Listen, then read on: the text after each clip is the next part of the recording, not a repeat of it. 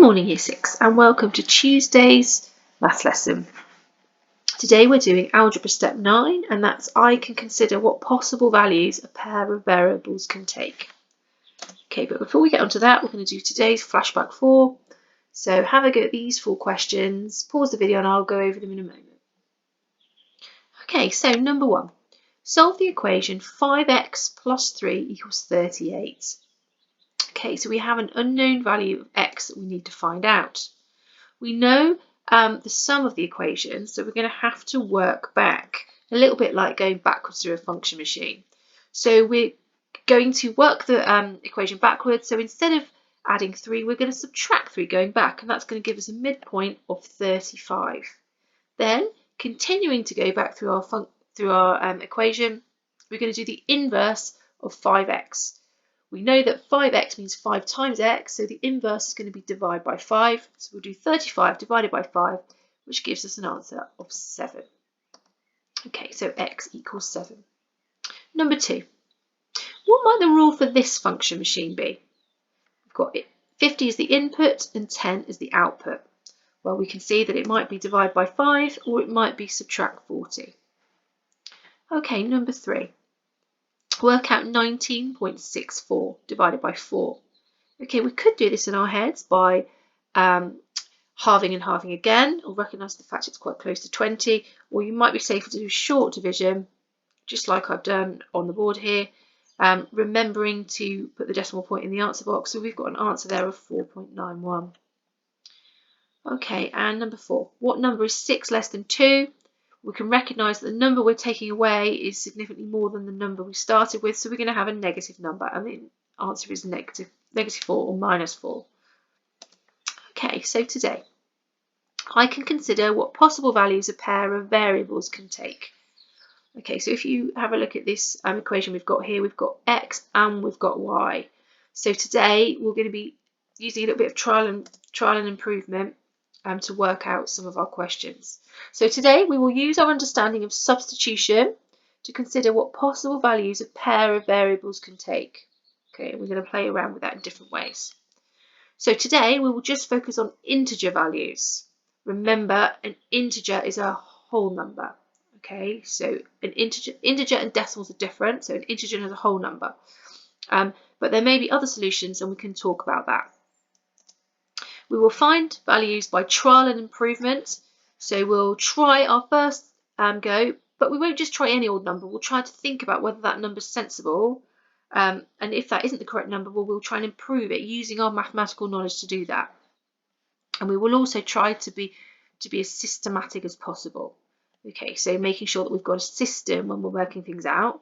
That makes sure that we cover all of the possible options. We don't miss any out. Okay.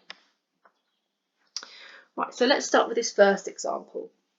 I'll show you how we might work systematically here. So A and B are variables. So that means that the value that we substitute for A and B can be different. There are lots of possible solutions to this equation. Find 5 possible integer values for A and B. Okay, well, I'm going to try and start by being systematic. I'm going to have a system to make sure the question hasn't actually asked me to find all of the possible values, it's just asked me to find 5 possible values, but I'm going to show you a method which would show you all the possible values. I apologise about my handwriting, I'm not very good using a mouse. Okay, so I'm going to be systematic.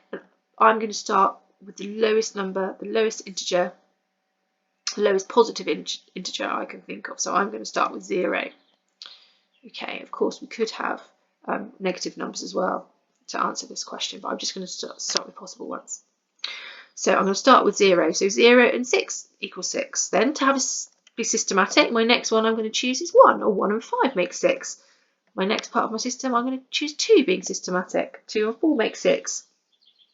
And then again 3, our next one in our system, 3 and 3 make 6. Now I couldn't have 3 and 3 again because that would be the same question. So now to get my final one, I need to reverse one of the 3 pairs of numbers. So I'm going to carry on being systematic. So it would have been 4 and 2. There I would have my 5 possible answers, but I've just included another 2 at the bottom just to finish my system that I was going with. Okay, right. Let's have a look at this question. X and Y are whole numbers. Okay, X is a 1-digit odd number, Y is a 2-digit even number. X plus Y equals 25. Find all the possible pairs of numbers that satisfy the equation. Now this time we have to find all of them. Now I always find it's a good idea when you're reading a maths question is to highlight important words or numbers that come up in the question. Now I can see important things here are that the X has to be a 1-digit number and it has to be odd, and Y is a 2-digit number and it has to be even, and they have to equal 25. Okay, now in the last question there was a table, and I actually think it's quite a good idea to use a table to help us work it out. Again, because we have to find all the possible pairs of numbers, we're going to have to really have a system, work systematically in order to make sure that we've found all the possible values. Okay, so here's my table. I'm going to put X in this side and Y in this side. Looking back to my question, I'm going to make sure that X is going to be a 1-digit number and Y a 1-digit odd number, and Y is an even number. So I'm going to start with the lowest possible 1-digit odd number I can think of. I'm going to use 1. Okay, now 24 goes with 1 to make 25, and that satisfies the question. It's a 2-digit even number. Okay, the next thing in my system. The next odd number is going to be 3. Okay, and the even number that goes with that is going to be 22. That still satisfies my answer. Okay, could you have a go and see if you could continue that to find all the possible pairs of numbers? Pause the video and I'll come back to you in a moment. Okay, well hopefully you found out working as a system. The next number that we could have chosen was 5, and that goes with 20. And then we had 7 that goes with 18, 9 that goes with 16, and 11 that goes with 14. But hang on a minute, I need to go back and check my question. The question says X has to be a 1-digit odd number. Is 11 a 1-digit odd number? It's certainly an odd number, but it's not 1 digit, it's 2 digits, so we need to cross that one out. Now we know, because we've had a system, we've found all the possible answers. Okay, well done if you got that right and spotted and didn't carry on. Okay, right, this question here. C times D equals 48. What are the possible integer values of C and D? Okay, remembering that integer means a whole number. So what could C and D mean? How many different pairs of values can you find? Okay, right, you have a go at this and pause the video and I'll go through it with you in a moment. Okay, right, well I started, again I did have a system, but I didn't start at the lowest possible number this time. I think I probably should have. So I just used my knowledge of 48. I'm going to show you 2 ways to work it out. So first of all, I used my knowledge of my multiplication tables and 48. And well, the first thing that came to my head was that 6 times 8 is 48. Now using that method, using that calculation, I was then going to find out what other 2 numbers multiplied together to make 48. So what were the other factors of 48? So I knew that if 6 times 8 is 48, then if I doubled the 6, I'd have to half the 8 to keep it balanced, and that would also equal 48. So therefore I found that 12 times 4 is 48. I also thought about the fact, well, can I multiply 6 by 3? Would that work? 6 times 3 is 18, but I can't divide 8 by 3, so that wouldn't work, so I can't use that one. What about if I multiply 6 by 4? Oh yeah, I could, because that would be 24, and if I divided 8, that would be 2. Yeah, I could use that one. Then I thought to myself, well, what I should be doing here really is maybe using the factors. So over at the side here, I've got a table that I've put down. Now here, I could use that to work out or write down all the factors of 48. So I could start with 1 and 48, 2 and 24, 3 and 16, 4 and 12, 6 and 8, etc., etc., until I'd found all of the possible combinations. Okay, well done if you got that right.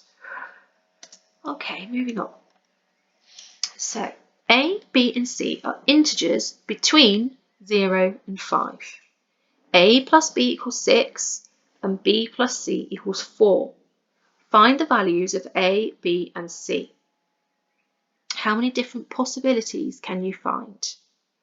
Right, read the question really carefully and pause the video and I'll come back to you in a moment.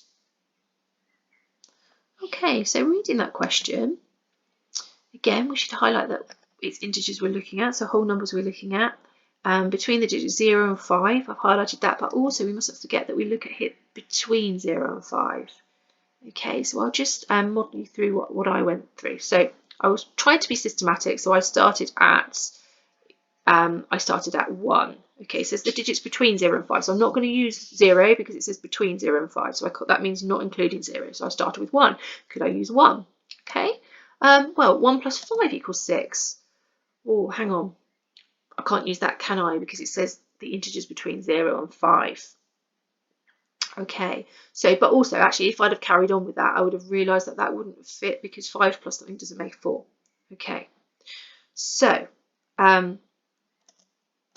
okay, so that's not going to work. So, hopefully, if you had a system and you tried then to start with 2, I know if A equals 2, then B would have equaled 4, and then 4 plus 0 would make 4 in the second one. So here are the possible answers over here. So A equals 2, if A equaled 3, B would equal 3 and C would equal 1. And if A equaled 4, B would equal 2 and C equaled 2.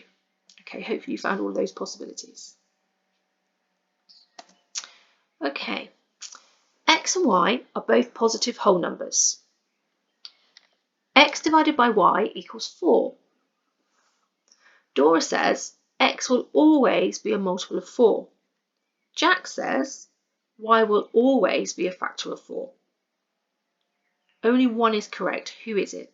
Is it Dora saying that X will always be a multiple of 4, or is it Jack saying Y will?